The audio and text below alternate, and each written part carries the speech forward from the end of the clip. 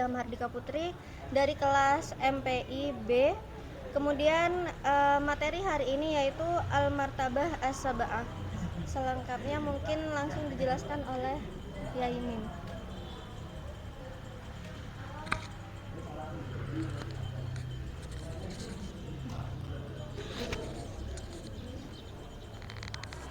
Baik, assalamualaikum warahmatullahi wabarakatuh. Alhamdulillahi wa ba'd. Para mahasiswa yang saya cintai, selamat berjumpa kembali dengan saya Yaimin. Kita lanjutkan belajar kita atau kajian kita, kuliah kita tentang filsafat ilmu, integrasi Islam dan sains, gitu ya. Beberapa waktu lalu kita sudah kaji tentang filsafat secara umum dan integrasinya dengan Islam. Sudah belum itu? Sudah ya? Nah, saya ingin mereview sedikit bahwa filsafat itu cara berpikir. Intinya filsafat itu cara berpikir. Berpikir dengan landasan tiga, yaitu apa, bagaimana, untuk apa. Jadi berpikir apa, bagaimana, untuk apa, atau ontologis, epistemologis, dan aksiologis, itulah pola berpikir filosofis. Sehingga tiga hal itu disebut dengan objek kajian filsafat, yaitu apa, bagaimana, untuk apa, ontologis, epistemologis, dan aksiologis. Pembicaraan semacam ini mulai dari tingkatan apapun sampai bagaimanapun sama itu. Jadi kalau kalian mengkaji filsafat ya tiga itu, apa, bagaimana, untuk apa. Nah, integrasinya dengan Islam artinya filsafat ini belum dianggap Islam. Kenapa? Karena baru berpikir itu, sehingga melahirkan materialistik, hedonistik. Nah, sedangkan Islam dalam totalitas ajaran agama itu objeknya hati. Islam dalam totalitas ajaran agama gitu, objeknya hati. Nah, sedangkan filsafat pikiran, materialistik, hedonis. Bagaimana berpikir punya uang, bagaimana berpikir enak, itu aja. Nah, maka diintegrasikan pada Islam yang objeknya adalah hati, yang paling munasabah atau paling tepat untuk berintegrasi adalah tasawuf, karena objeknya 5. Maka kalau kita mengkaji tasawuf itu objeknya 5, yaitu iman dalam dada kita, ilmu dalam dada kita, nikmat di dalam dada kita, kemudian takwa, semuanya ada dalam dada kita. Kemudian nafsu yang hidupnya bersama dengan jasad materialistik ini, yang harus dipimpin oleh iman, dikontrol oleh ilmu, dirasakan oleh nikmat, dan dicek selalu oleh takwa.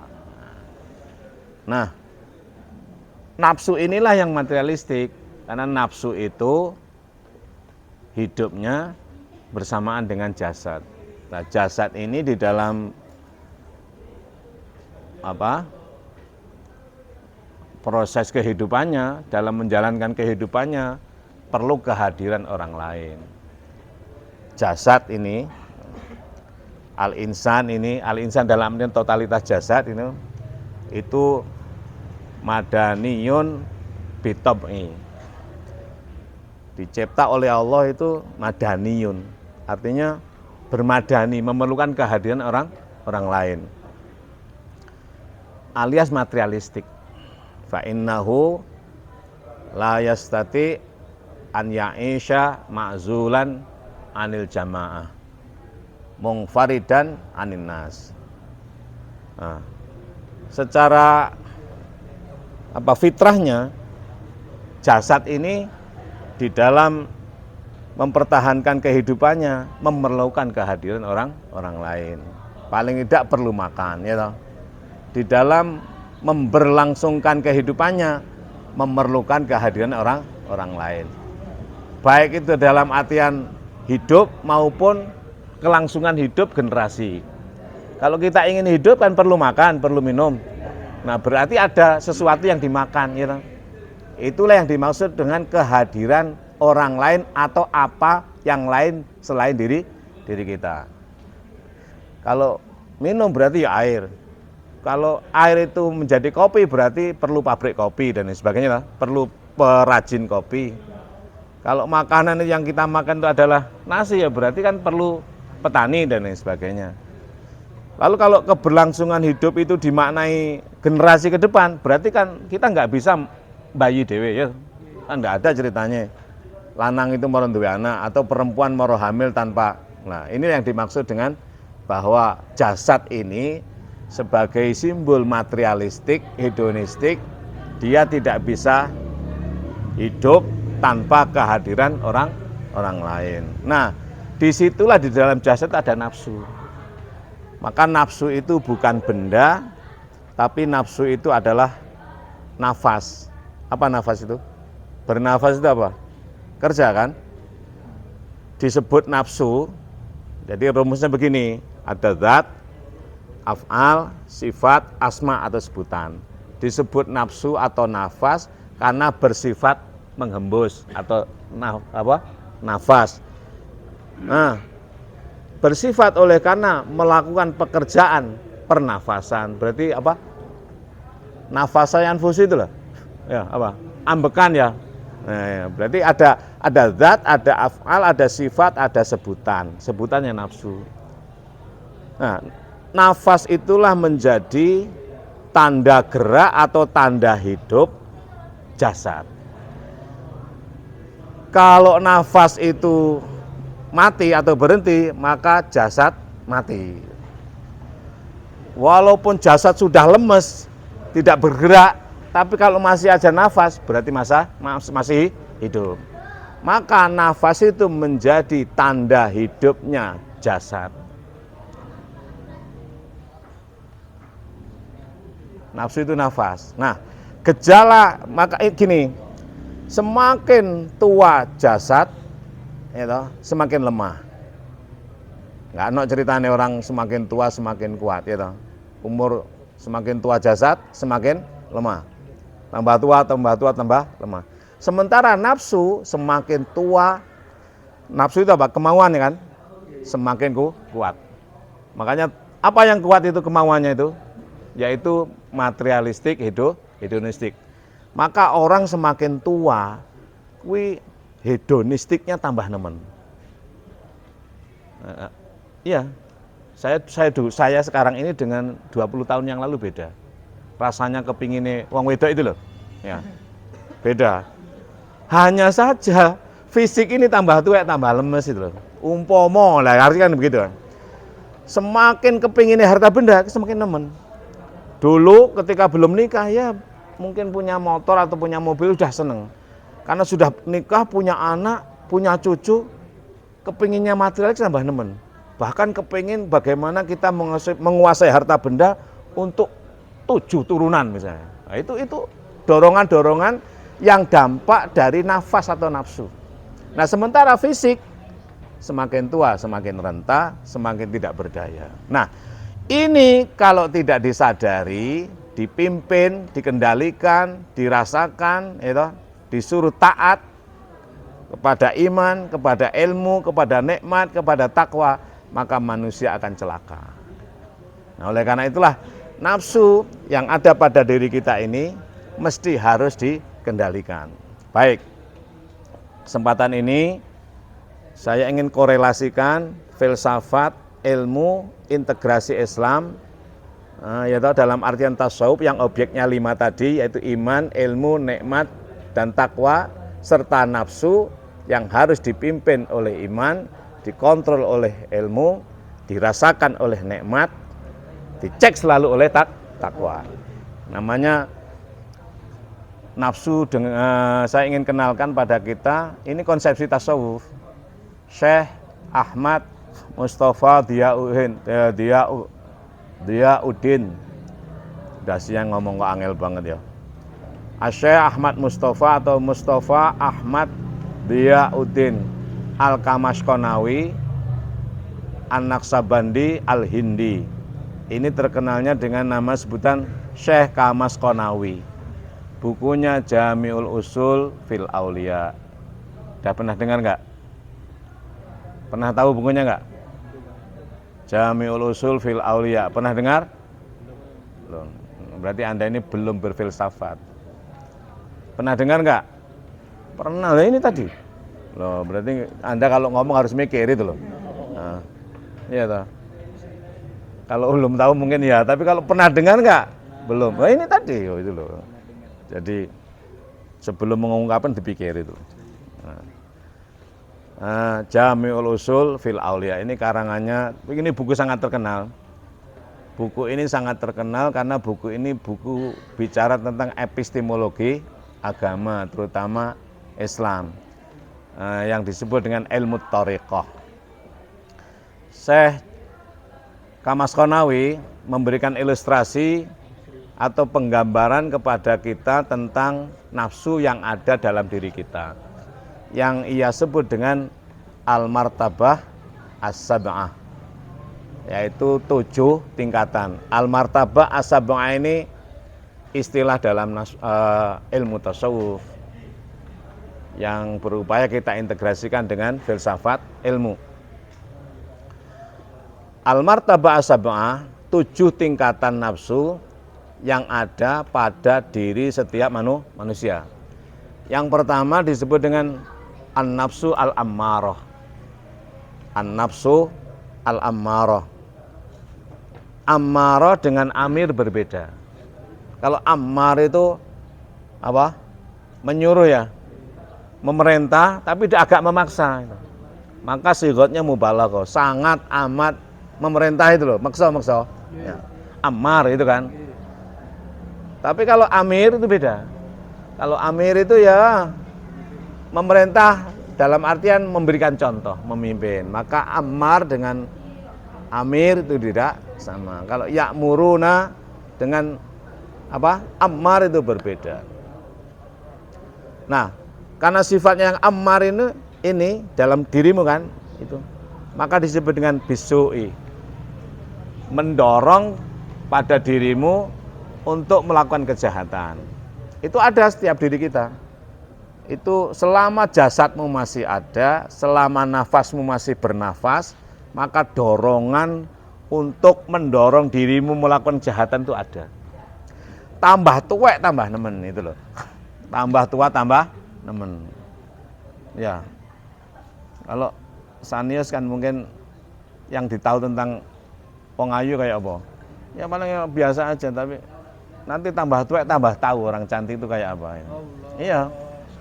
Saya ini lebih paham daripada dulu. Kalau dulu wong cantik ya mengono, tapi sekarang itu seluk beluknya tahu saya.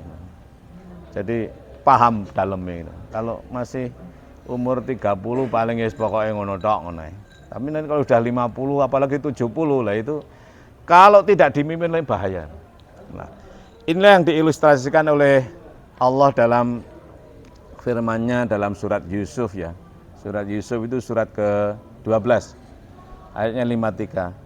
Wa ma ubarri'u nafsi inna nafsa la ammaratun bisu'i illa ma rahima rabbi inna rabbi ghafurur rahim. Tidak akan aku biarkan nafsuku ini, berarti harus dipimpin gitu loh. Nah, inna nafsa la ammaratun bisu'i, nafsuku ini sungguh mendorong diriku untuk memperkosa Zulaikha. Artinya apa? Nabi Yusuf terpesona banget dengan kemolekan kecantikan Zulaikha. Mengajak, memerintah Yusuf agar berbuat zina. Ada itu dalam diri Yusuf. Tapi dia sadar, wa ma ubarri'u nafsi. Tidak akan aku biarkan kamu. Innan nafsa la ammaratun bisu. Yang menyuruh mendorong aku untuk berbuat apa? Namanya pelecehan ya terhadap Zulaikha.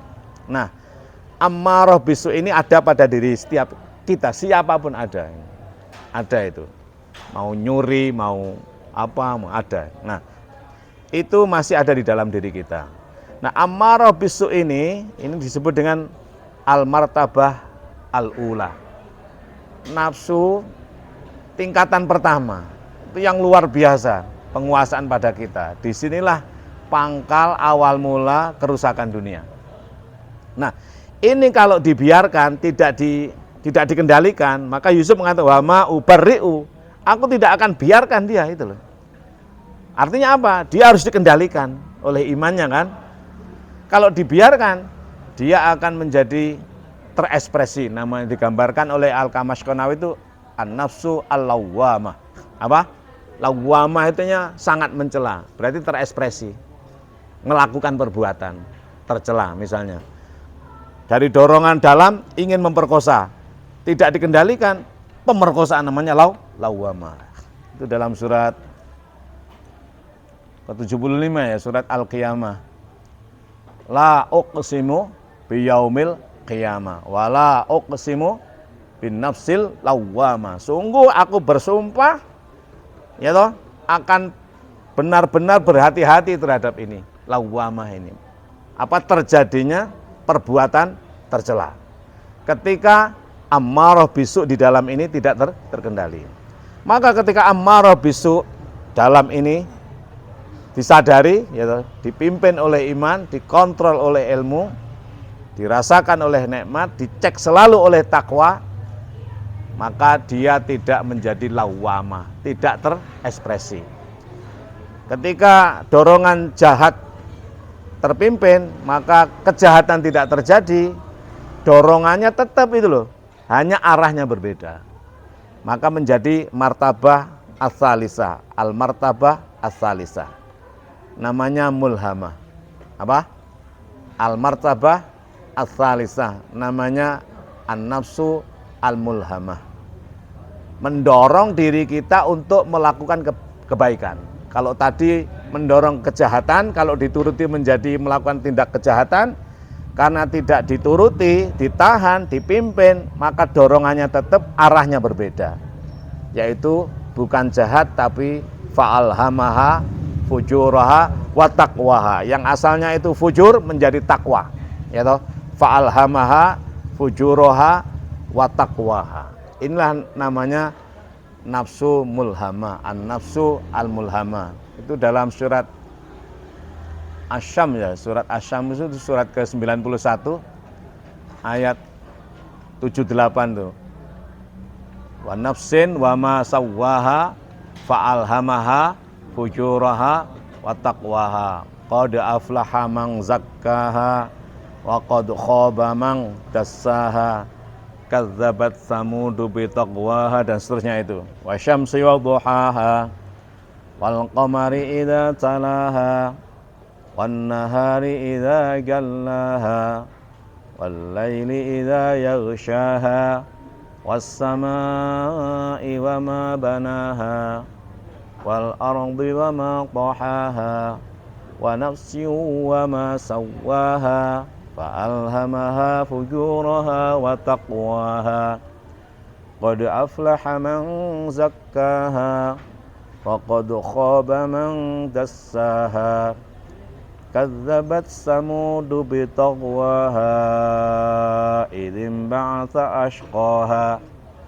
فقال لهم رسول الله ناقة الله وسقياها فكذبوه فعقروها فدمدم عليهم ربهم بذنبهم فسواها فلا يخاف عقباها. Siang-siang ngaji ya, satu surat ya. Ini dasar daripada an-nafsu al-mulhamah. Nah, kita nyebutnya jiwa, sebenarnya juga nafsu. Kalau kita Indonesia untuk membedakan nafsu itu masih jahat dan tidak, itu jiwa. 1 nafsu, 2 nafsani, 3 nufus. Maka nufus itu diartikan dengan jiwa. Kalau jiwa itu sudah